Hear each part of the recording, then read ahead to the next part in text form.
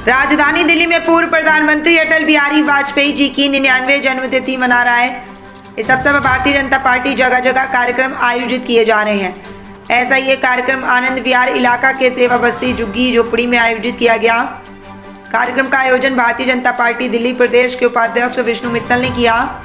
उन्होंने इस सेवा बस्ती को गोद लेकर यहाँ पर प्राइवेट एजेंसी के माध्यम से सफाई व्यवस्था का जिम्मेदारी लिया है और उन्होंने कहा कि देश के प्रधानमंत्री नरेंद्र मोदी जी ने सन 2014 में जब देश के लाल किले की प्राचीन से स्वच्छ भारत अभियान की घोषणा की थी, तब से ही वह इस कार्य में जुटे हुए हैं। उन्होंने बताया कि अब उन्होंने स्वच्छ भारत अभियान की सार्थकता को देखते हुए आनंद विहार की सेवा बस्ती को स्वच्छ बनाने का संकल्प लिया है। इसके तहत अब वह हर घर के बाहर कूड़ेदान रहेगा।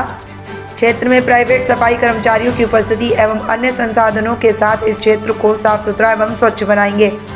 वहीं नकली दवाई के बारे में पूछा गया तो उन्होंने कहा कि दिल्ली के मुख्यमंत्री अरविंद केजरीवाल एक भ्रष्ट नेता हैं। दिल्ली में पहले शराब घोटाला, अब एक और नया घोटाला सामने आया है। दिल्ली में पॉल्यूशन के बारे में उन्होंने कहा कि मुख्यमंत्री पॉल्यूशन रोकने में फेल है। उनका कहना था कि पंजाब में पराली जलाई जा रही है, लेकिन अब पंजाब में उनकी सरकार है। इस विषय में क्या है कहना, उनकी करनी और कटनी में बिल्कुल फर्क है। किया है और एक एजेंसी से टाई अप किया है जो कि लगातार उसके कर्मचारी इस सेवा बस्ती में रहेंगे और पूरी सेवा बस्ती को साफ रखेंगे। अगर स्वच्छता होगा, स्वच्छ होगी सेवा बस्ती तो लोग स्वस्थ भी रहेंगे। तो आज उसका शुभारंभ हम कर रहे हैं। विष्णु जी, जिस तरह से आनंद विहार की सेवा बस्ती को आपने चुना है और प्राइवेट एजेंसी अब यहाँ काम करेगी, तो क्या नगर निगम काम नहीं कर पा रहा? देखिए, नगर निगम भी काम कर रहे हैं, लेकिन उसकी भी अभी सीमाएं हैं। अपनी कर्मचारी भी कुछ कम है, एमसीडी के पास फंड भी नहीं है और जब से एमसीडी में केजरीवाल आए हैं तब से मैं सुन रहा हूँ कि लोगों को सैलरी नहीं मिल रही है। तो हमने सोचा है कि उनके साथ साथ हम हमारे पर्सनल एफर्ट से और कितना अच्छा कर सकें ताकि बिल्कुल साफ रहे। किस तरह से यहाँ पर जब आप मन से बता रहे थे कि हर घर के आसपास जो है डस्टबिन होगा, कूड़े का निस्तारण होगा, सब कुछ होगा, तो क्या उसके लिए रूपरेखा बनाई गई है? हमने हर गली में 2-3 जगह पे हमारे डस्टबिन रहेंगे और जो कर्मचारी हैं इनको हम अपना एरिया अलग अलग उनको बांटेंगे और समय भी उनको बांटेंगे।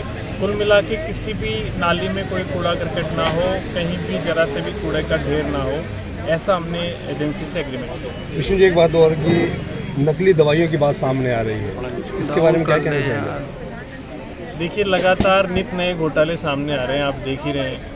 शराब घोटाला, जल बोर्ड घोटाला, अभी नकली दवाइयों का घोटाला। लेकिन मैं इसमें तो कहूँगा कि ये तो सरासर जनता के साथ में बहुत बड़ा अन्याय है।